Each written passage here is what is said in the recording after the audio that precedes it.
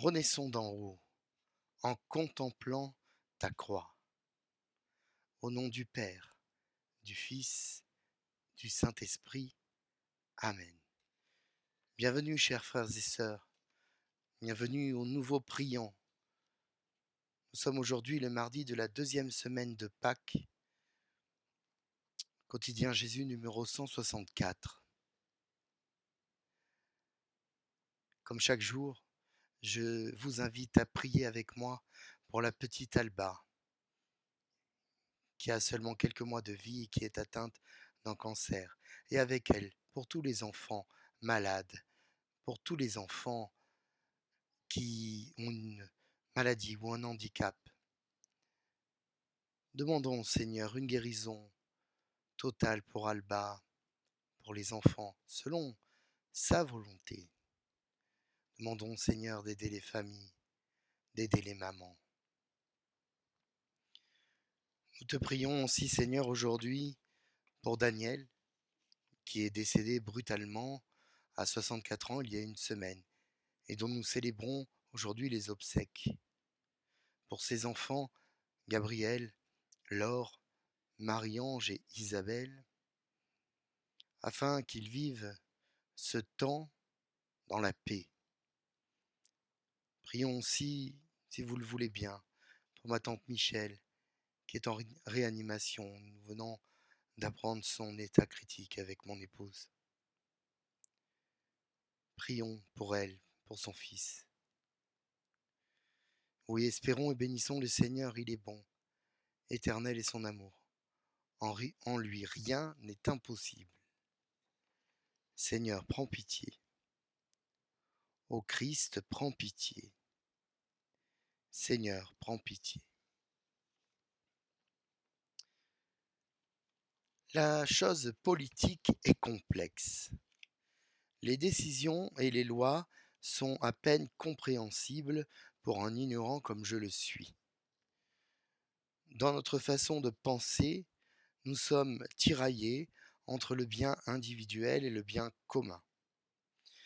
Car si l'un devrait servir l'autre, en réalité, en vérité, aujourd'hui, le bien individuel est si multiple qu'il empêche le bien commun, tandis que le bien commun enlève aux individus des acquis obtenus à la force de leurs revendications.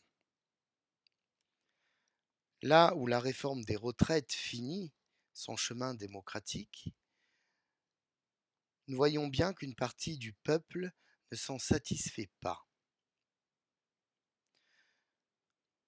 En tant que chrétiens, nous pouvons légitimement nous demander et nous poser la question de notre positionnement.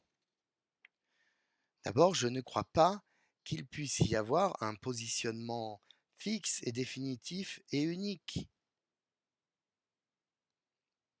commun à tous les chrétiens, car nous ne sommes ni un parti, ni un organe idéologique, mais nous sommes une communauté réunie autour d'une même foi et surtout de Jésus-Christ ressuscité. Il n'est donc pas question de jeter l'anathème à celui-ci ou celle-là. Même si nous respectons les autorités, nous pouvons être en désaccord et l'exprimer. Jésus a jeté les marchands du temple au dehors de la maison du Père. Cependant, il me semble que personne n'a à gagner au chaos, aux scènes d'émeutes, aux violences qui entraînent des victimes, aux insultes. Alors oui, prions pour que s'installe la paix nécessaire, la paix de Dieu, la paix durable, que Dieu nous entende. Dans la liturgie du jour, chers frères et sœurs, il nous est donné de lire un, un morceau des Actes des Apôtres dans lequel euh, l'auteur nous décrit la presque, je dirais, perfection de la première communauté chrétienne, Je lis quelques passages. La multitude de ceux qui étaient devenus croyants avait un seul cœur et une seule âme, et personne ne disait que ses biens lui appartenaient en propre, mais ils avaient tout en commun. Et les apôtres rendaient témoignage de la résurrection du Seigneur Jésus. Nous lisons aujourd'hui dans l'Évangile selon Saint Jean, de notre Seigneur Jésus-Christ, selon Saint Jean, au chapitre 3, la suite de celui d'hier. En ce temps-là, Jésus disait à Nicodème, « Il vous faut naître d'en haut. Le vent souffle où il veut. Tu entends sa voix, mais tu ne sais ni d'où il vient, ni où il va. Il en est ainsi pour qui est né du souffle de l'Esprit. » Nicodème reprit, « Comment cela peut-il se faire ?» Jésus lui répondit, « Tu es un maître qui enseigne Israël, et tu ne connais pas ces choses-là. Amen, amen, je te le dis. Nous parlons de ce que nous avons, nous témoignons de ce que nous avons vu, et vous ne recevez pas notre témoignage. Si vous ne croyez pas lorsque je vous parle des choses de la terre, comment croirez-vous quand je vous parlerai des choses du ciel? Car nul n'est monté au ciel, sinon celui qui est descendu du ciel, le Fils de l'homme. De même que le serpent de bronze fut élevé par Moïse dans le désert, ainsi faut-il que le Fils de l'homme soit élevé, afin qu'en lui tout homme qui croit ait la vie éternelle. Nous acclamons ta parole. Louange à toi, Seigneur Jésus.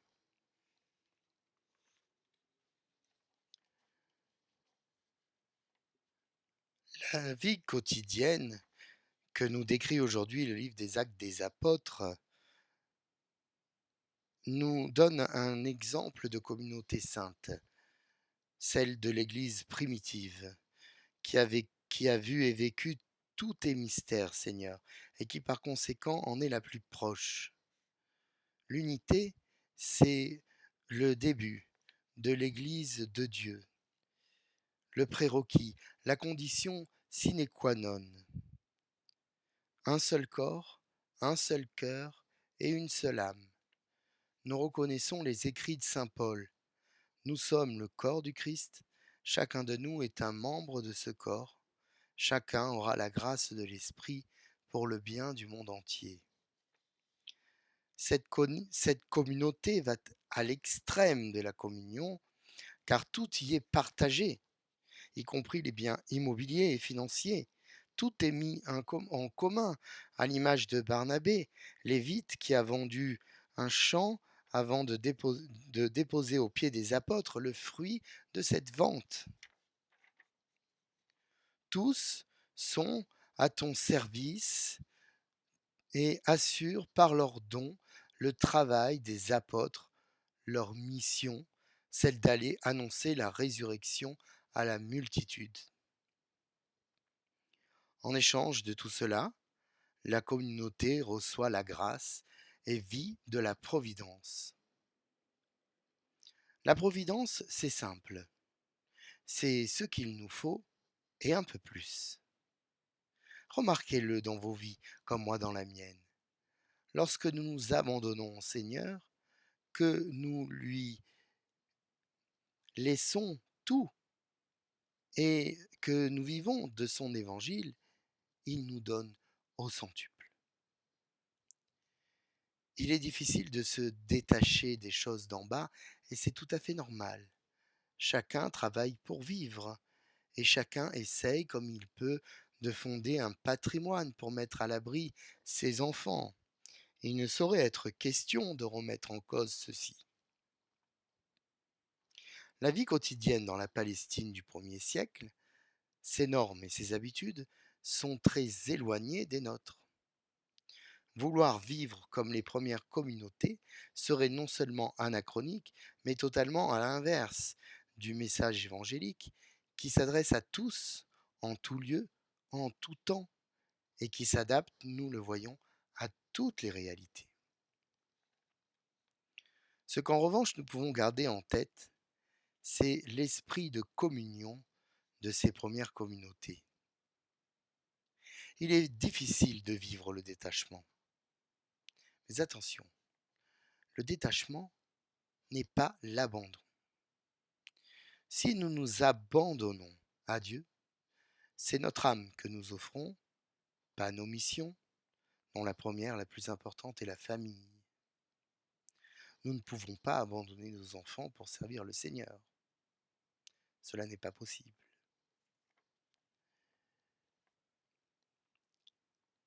Oui, et il nous faut renaître d'en haut par le baptême, mais pas uniquement. Le baptême, si nous le laissons comme une belle photo dans un album, peut s'oublier.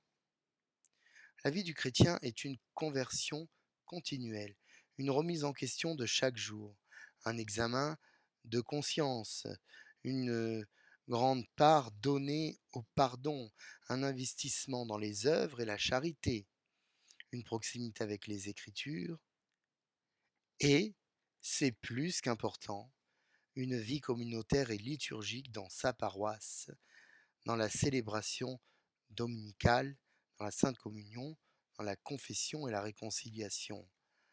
Un chrétien seul est un chrétien en danger. Si Nicodème ne comprend pas ce que tu lui dis, à notre tour, nous sommes dans une connaissance partielle, une connaissance qui a besoin d'une actualisation régulière. De façon générale, nul ne peut se satisfaire de connaissances ou de choses qui lui sont acquises. Car que ce soit en philosophie ou en science, tout est un jour remis en cause. Nous autres, nous portons une révélation définitive, mais son interprétation se fait avec l'histoire des hommes, selon la divine volonté qui nous fait avancer. Les Écritures, nous devons les lire en connaissant le contexte et l'exégèse et le contexte historique, mais en les exprimant avec ce que nous sommes aujourd'hui et dans notre monde et pour notre monde.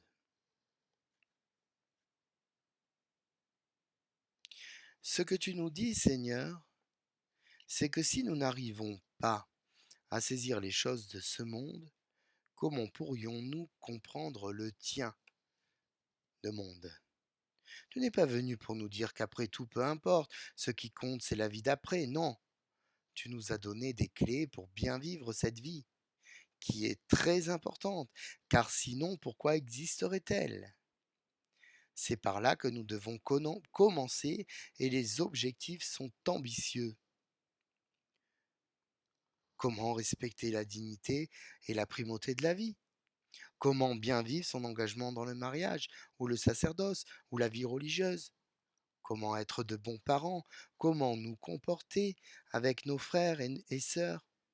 Comment vivre notre foi? Quel est l'objet de notre foi? Comment pouvons-nous nous mettre au service? Comment s'occuper des pauvres, des malades, des mourants? Comment vivre et appliquer le pardon? C'est à la manière dont nous vivons ici-bas que nous préparons nos demeures dans le royaume céleste. C'est notre foi qui nous garantit la vie éternelle. Car celui qui croit, Jean chapitre 6, 47, car celui qui croit, celui-là a la vie éternelle. Le peuple libéré d'Égypte suivait Moïse dans le désert et il récriminait sans cesse. Un jour, Dieu le soumit à l'épreuve des serpents vénéneux dont la morsure aboutissait à la mort. Alors Moïse demanda miséricorde et il obtint. En élevant un serpent de bronze sur un bâton, il a assuré la guérison des victimes des serpents, qui n'avaient besoin de rien et de rien d'autre que de regarder ce serpent de bronze pour ne pas mourir. Et toi, si tu es élevé dans le Père, Seigneur, Tu es aussi élevé sur un bois, celui de la croix, et à tes plaies nous reconnaissons l'œuvre de nos péchés que tu as pris pour nous sur tes épaules, que tu as pris pour notre salut, toi qui n'as jamais péché. Aujourd'hui encore, te regarder accroché à cette croix nous libère de nos serpents que sont nos péchés. Et cela jusqu'à la fin des temps. Renaissons d'en haut, en contemplant ta croix. Amen. Alléluia.